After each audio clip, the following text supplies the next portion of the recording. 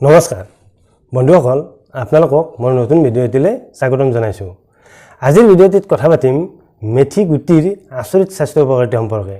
অৰ্থাৎ আমি যদি নিয়মিতভাৱে মেথি গুটি খাওঁ তেনেহ'লে মেথি গুটিয়ে আমাক কি ৰোগৰ পৰা বচাই ৰাখিব পাৰে বা কি ৰোগৰ পৰা আমাক ৰক্ষা কৰিব পাৰে সেই বিষয়ে আজি কথা পাতিম। আমি সাধাৰণতে মেথি গুটিক এবিধ মছলাজাতীয় খাদ্য বুলিয়ে জানো আৰু বেছিভাগ মানুহৰে পাকঘৰত এই মেথি গুটি থাকেই। কিন্তু হাজাৰ বছৰ পূৰ্বৰে পৰা আয়ুৰ্বেদ শাস্ত্ৰত এই মেথি গুটিক বহুতভাৱে ব্যৱহাৰ কৰা হৈছে আৰু বৰ্তমান যুগৰ আধুনিক চিকিৎসা বিজ্ঞানীসকলেও মেথি গুটিৰ যে কিছুমান মেডিচিনেল প্ৰপাৰ্টিজ আছে আৰু এই মেডিচিনেল প্ৰপাৰ্টিজসমূহে যে মানুহৰ বিভিন্ন ৰোগ ভাল কৰিব পাৰে সেই বিষয়ে প্ৰমাণ পাইছে। গতিকে বন্ধুসকল আজি আমি মেথি গুটিৰ বিষয়ে বিতংভাৱে কথা পাতিম আৰু মেথি গুটি কি নিয়মত সেৱন কৰিলে মেথি গুটিৰ সৰ্বাধিক স্বাস্থ্য উপকাৰিতা লাভ কৰিব পাৰোঁ সেই বিষয়ে আজি কথা পাতিম। গতিকে বন্ধুসকল আপোনালোকে যদি ভিডিঅ'টি চাই ভাল পায় তেনেহ'লে ভিডিঅ'টিত লাইক এটা কৰিব। লগতে আমাৰ চেনেলটোৰ পৰা এনেধৰণৰ ইনফৰ্মেটিভ ভিডিঅ' পাই থাকিবলৈ হ'লে আমাৰ চেনেলটো আপোনালোকে ছাবস্ক্ৰাইব কৰিবলৈও আপোনালোকক অনুৰোধ জনালোঁ। গতিকে বন্ধুসকল আহক মেথি গুটিৰ স্বাস্থ্য উপকাৰিতাবোৰ আমি এবিধকৈ কথা পাতোঁ আহক। মেথিৰ 1 নম্বৰ স্বাস্থ্য উপকাৰিতাটো হৈছে আমাৰ শৰীৰৰ এবিধ প্ৰয়োজনীয় হৰম'নৰ নাম হৈছে টেষ্টোষ্টেৰন হৰম'ন।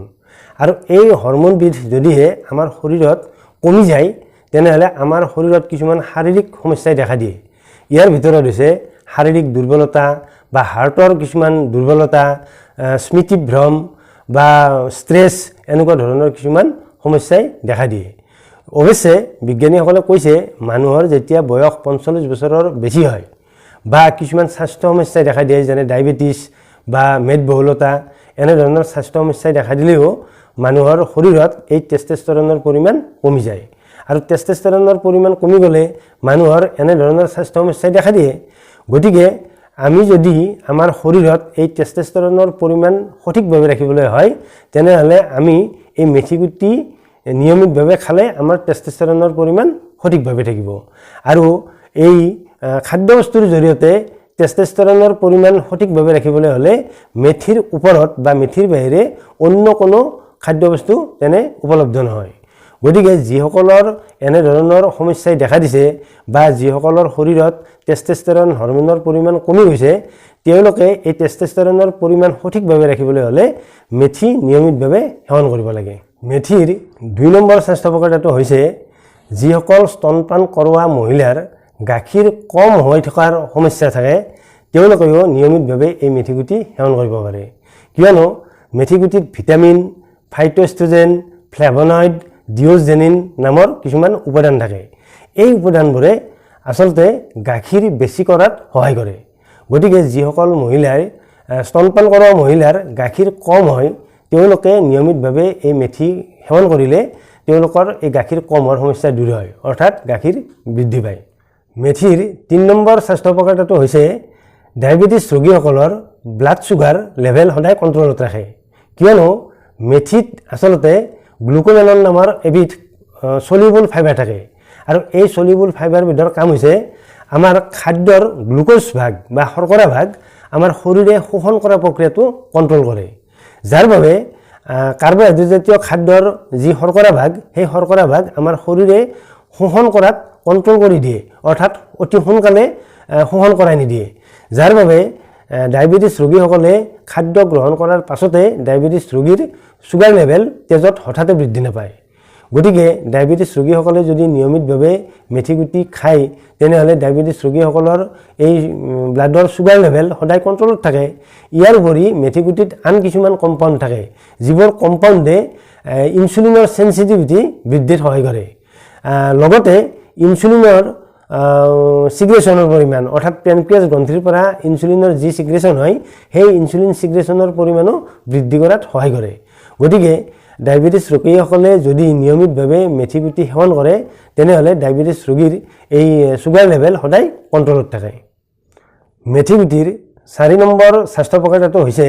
যিসকল মানুহে বতৰৰ পৰিৱৰ্তন বা ঋতুৰ পৰিৱৰ্তনৰ বাবে সঘনাই চৰ্দি, জ্বৰ, কাহ, কফ বা ডিঙিৰ বিভিন্ন ধৰণৰ সমস্যাত ভুগি থাকে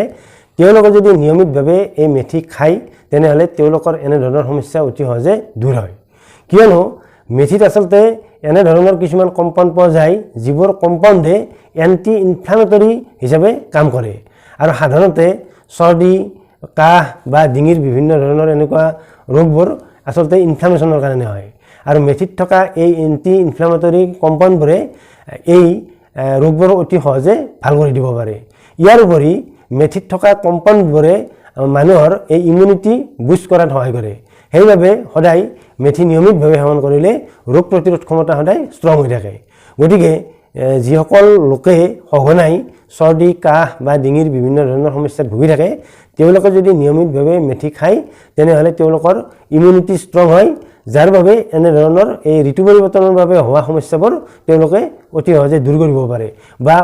হ'লেও তেওঁলোকে অতি সোনকালে আৰোগ্য লাভ কৰে। মেথিৰ 5 নম্বৰ স্বাস্থ্য উপকাৰিতাটো হৈছে মেথিগুটি নিয়মিতভাৱে খালে তেজৰ ট্ৰাইগ্লিচাৰাইড বা LDL লেভেল সদায় কণ্ট্ৰলত থাকে, কিয়নো মেথিগুটিত যিবোৰ কম্পাউণ্ড পোৱা যায় এই কম্পাউণ্ডবোৰে সদায় খাদ্যৰ কলেষ্ট্ৰল ভাগ ইণ্টেষ্টাইনে শোষণ কৰাত কণ্ট্ৰল কৰি থাকে, যাৰ বাবে তেজত ট্ৰাইগ্লিচাৰাইড বা LDL লেভেল সদায় কণ্ট্ৰলত থাকে। আৰু যিহেতু যিসকল লোকৰ তেজত ট্ৰাইগ্লিচাৰাইড বা কলেষ্ট্ৰলৰ পৰিমাণ বৃদ্ধি পালে হাৰ্টৰো বিভিন্ন ধৰণৰ ৰোগৰ সম্ভাৱনা বৃদ্ধি পাই যায়, সেইবাবে নিয়মিতভাৱে মেথি খালে যেতিয়া আমাৰ ট্ৰাইগ্লিচাৰাইড বা কলেষ্ট্ৰল লেভেল সদায় কণ্ট্ৰলত থাকিব তেতিয়া বিভিন্ন ধৰণৰ হাৰ্টৰ অসুখৰ কাৰণবোৰো আমাৰ কমি যাব বা ৰিস্কবোৰ কমি যাব। সেইবাবে নিয়মিতভাৱে মেথি সেৱন কৰিলে যিসকলৰ তেজত ট্ৰাইগ্লিচাৰাইডৰ পৰিমাণ বেছি বা LDLৰ পৰিমাণ বেছি তেওঁলোকৰ ট্ৰাইগ্লিচাৰাইড বা LDL সদায় কণ্ট্ৰলত থাকিব আৰু হাৰ্টৰ বিভিন্ন ৰোগৰ ৰিস্কবোৰ কমি থাকিব। মেথিগুটিৰ 6 নম্বৰ স্বাস্থ্য উপকাৰিতাটো হৈছে চুলিৰ স্বাস্থ্য ভালে ৰখাৰ ক্ষেত্ৰত। যিসকল লোকৰ বিশেষকৈ মহিলাই চুলিৰ বিভিন্ন ধৰণৰ সমস্যাত ভুগি থাকে তেওঁলোকে যদি মেথিগুটিৰ পৰা পাউডাৰ বনাই লৈ আৰু সেই পাউডাৰৰ লগত নাৰিকল তেল মিহলাই এটি লে প্ৰস্তুত কৰি লৈ সপ্তাহত যদি দুদিনকৈ চুলিৰ গুৰিত বা মূৰৰ ছালখনত লগাই আধা ঘণ্টাৰ বাবে আৰু আধা ঘণ্টা লগাই থোৱাৰ পাছত ভালদৰে শ্বেম্পু কৰি যদি ধুই দিয়ে আৰু এনেদৰে যদি সপ্তাহত দুদিনকৈ ব্যৱহাৰ কৰে তেনেহ'লে তেওঁলোকে অতি সহজে ভাল চুলি একোছা লাভ কৰিব পাৰে, কিয়নো মেথিত যথেষ্ট পৰিমাণে আইৰণ আৰু প্ৰটিন পোৱা যায় আৰু চুলিৰ স্বাস্থ্যৰ বাবে যিহেতু আইৰণ আৰু প্ৰটিন অতি প্ৰয়োজনীয় উপাদান, গতিকে মেথিৰ গুটিত ব্যৱহাৰ কৰিও সুন্দৰ চুলি লাভ কৰিব পাৰি। গতিকে যিসকল মহিলাৰ বা যিসকল পুৰুষৰ চুলিৰ বিভিন্ন ধৰণৰ সমস্যাত ভুগি আছে তেওঁলোকে এনেদৰে মেথিৰ গুটিৰ পাউডাৰ বনাই নাৰিকল তেলৰ লগত মিহলাই পেষ্ট বনাই লৈ আৰু এই পেষ্ট যদি সপ্তাহত দুদিনকৈ ব্যৱহাৰ কৰে তেওঁলোকে অতি সহজে ভাল চুলি লাভ কৰিব পাৰে। মেথিৰ 7 নম্বৰ স্বাস্থ্য উপকাৰিতাটো হৈছে ৱেট লছ কৰাৰ ক্ষেত্ৰত। যিসকল লোকে অভাৰ ৱেটৰ নিচিনা সমস্যাত ভুগি আছে আৰু তেওঁলোকে যদিহে ৱেট লছ কৰাৰ কাৰণে লাগি আছে তেওঁলোকে নিয়মিতভাৱে মেথিৰ গুটি সেৱন কৰিব পাৰে, কিয়নো মেথিৰ গুটিত গেলাক্টমেনন নামৰ এবিধ উপাদান থাকে আৰু এই গেলাক্টমেনন উপাদানবিধে আচলতে আমাৰ পেটটো সদায় ভৰাই ৰখাত যেন এটা ভাৱৰ সৃষ্টি কৰি থাকে। অৰ্থাৎ মেথিৰ গুটি নিয়মিতভাৱে খালে মেথিৰ গুটিত থকা এই গেলাক্টমেননৰ বাবে মানুহে ভাত বা যিকোনো খাদ্য সদায় কমকৈ খাবলৈ আৰম্ভ কৰে, কিয়নো যিহেতু গেলাক্টমেননে এই পেট ভৰাই থকা এটা ভাৱৰ সৃষ্টি কৰে। সেইবাবে যিসকল শকত মানুহ বা অভাৰ ৱেটত ভুগি থকা মানুহ তেওঁলোকে যদি মেথিগুটি নিয়মিতভাৱে সেৱন কৰে তেনেহ'লে তেওঁলোকৰ এই বেছিকৈ খাদ্য গ্ৰহণ কৰাৰ প্ৰক্ৰিয়াটো কণ্ট্ৰল হয়, যাৰ বাবে তেওঁলোকে লাহে লাহে ৱেট লছ কৰা আৰম্ভ কৰে। এতিয়া আহোঁ মেথিগুটি সেৱন কৰা পদ্ধতি সম্পৰ্কে, কিয়নো যদিহে আমি মেথিগুটি সঠিক পদ্ধতিমতে বা সঠিক ড'জ মতে যদি আমি সেৱন নকৰোঁ তেনেহ'লে মেথিগুটি সেৱন কৰিলে আমাৰ হয়তো কিবাকিবি অসুবিধাৰ সৃষ্টি হ'ব পাৰে। সেইবাবে আমি মেথিগুটি সেৱন কৰাৰ সঠিক পদ্ধতিও জানি থোৱাটো অতি প্ৰয়োজনীয়। ইয়াৰে 1 নম্বৰ পদ্ধতি হৈছে আমি ৰাতি শুবৰ সময়ত 1 চামুচ মেথিগুটি এগিলাচ পৰিষ্কাৰ পানীত তিয়াই থ'ব লাগে আৰু ৰাতিপুৱা হ'লে সেই মেথিগুটিকেইটা এখন চেকনিৰে চেকি মেথিৰ পানীখিনি সেৱন কৰিব লাগে ৰাতিপুৱা নাস্তা কৰাৰ আগেয়ে, তেতিয়াহে আচলতে মেথিগুটিৰ পৰা সৰ্বাধিক স্বাস্থ্য উপকাৰিতা লাভ কৰিব পাৰি। মেথিগুটি সেৱন কৰাৰ আন এক পদ্ধতি হৈছে ৰাতিপুৱা নাস্তা কৰাৰ পূৰ্বে 1 কাপ পানীত 1 কাপ পৰিষ্কাৰ পানী এটা চচপেনত দি উতলাব লাগে আৰু তাতে 1 চামুচ মেথিগুটি দি পানীখিনি উতলাব লাগে আৰু তেতিয়া দেখা যাব লাহে লাহে পানীখিনিৰ ৰং সলনি হৈছে আৰু তেতিয়া চচপেনটো নমাই থ'ব লাগে আৰু চচপেনটোৰ পানীখিনি বা মেথিৰ চাহখিনি যেতিয়া কুহুমীয়া অৱস্থা হ'ব তেতিয়া সেৱন কৰিব লাগে আচলতে এনেধৰণে যিকোনো এটা পদ্ধতি অৱলম্বন কৰি মেথিগুটি সেৱন কৰিব লাগে মেথিৰ আৰু তেতিয়াহে মেথিৰ পৰা সৰ্বাধিক স্বাস্থ্য উপকাৰিতা লাভ কৰিব পাৰি মন কৰিবলগীয়া কথাটো হৈছে মেথিগুটি নিয়মিতভাৱে ৰেগুলাৰলি ব্যৱহাৰ কৰিব নালাগে প্ৰথমে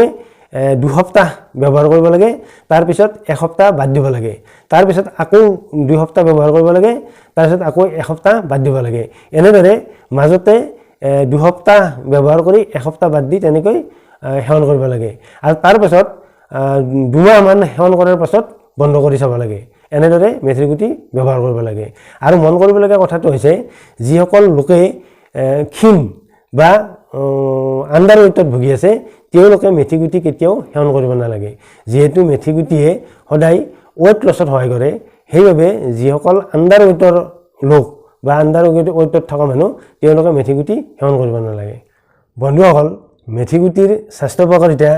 লগতে মেথি গুটি কি পদ্ধতিৰে সেৱন কৰিব লাগে সেই বিষয়ে আজি কথাখিনি শুনিলে যদি আপোনালোকে আজিৰ ভিডিঅ'টো ভাল পাইছে তেনেহলে ভিডিঅ'টি আপোনালোকৰ লগ বন্ধুৰ মাজত শ্বেয়াৰ কৰিবলৈ অনুৰোধ জনালো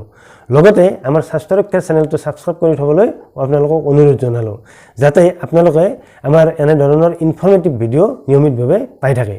অন্য এটা ভিডিঅ'ত আপোনালোকক লগ পোৱাৰ আশাৰে আজিলৈ সামৰিছো ধন্যবাদ